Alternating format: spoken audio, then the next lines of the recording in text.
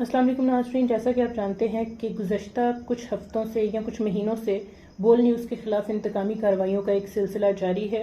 اور سب سے پہلے بول نیوز کے بیورو چیف صدیق چاند کو FIA کی طرف سے گرفتار کیا گیا، اور اس کے حوالے سے اگر مزید بات کریں تو اینکر پرسن مختوم شہاب الدین، جو کہ ایک سینئر اور ایک نامور صحافی ہیں بول نیوز کے، ان کو FIA کی طرف سے نوٹس موصول ہو چکا ہے، اور مختوم شہاب الدین کو جو نوٹس موصول ہوا ہے اس میں ریاست مخالف پروپیگنڈے کا الزام ان پر لگایا گیا ہے۔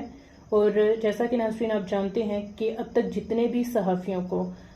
گرفتار کیا گیا ہے یا FIA کی طرف سے نوٹسز دیے گئے ہیں، ان میں ایک ہی الزام ان پر لگایا گیا ہے، اور وہ ہے ریاست مخالف پروپیگنڈے کا الزام۔ نوٹس اس قدر بددیانتی پر مبنی تھا کہ ان کو پچھلی تاریخوں کا نوٹس بھجوایا گیا۔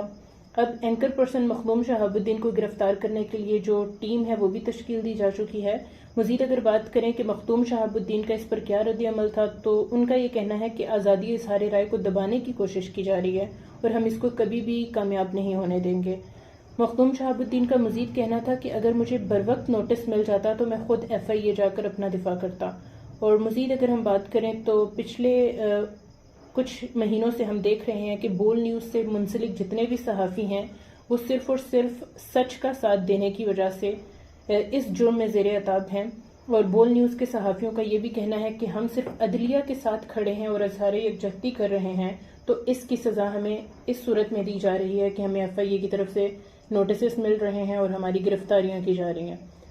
اگر ہم ڈیجیٹل میڈیا جرنلسٹ ایسوسی ایشن کے حوالے سے بات کریں تو ڈیجیٹل میڈیا جرنلسٹ ایسوسی ایشن نے مختوم شہاب الدین کے ساتھ اظہار یکجہتی کا اظہار کیا ہے، اور جرنلسٹ ایسوسی ایشن کا مزید کہنا تھا کہ صحافی برادری کے خلاف حکومتی ہتھ کنڈے جو ہیں وہ ہم کبھی بھی کامیاب نہیں ہونے دیں گے، اور ہر شخص جو پاکستانی ہے، جو اس ملک کا شہری ہے، اس کا بیسک رائٹ ہے، بنیادی رائٹ ہے آزادی اظہار رائے کا۔ تو آزادی اظہار رائے کے اس حق کو اور اپنی آواز کو ہم دبانے کی جو ایک سازش ہے، اس کو ہم کبھی بھی کامیاب نہیں ہونے دیں گے۔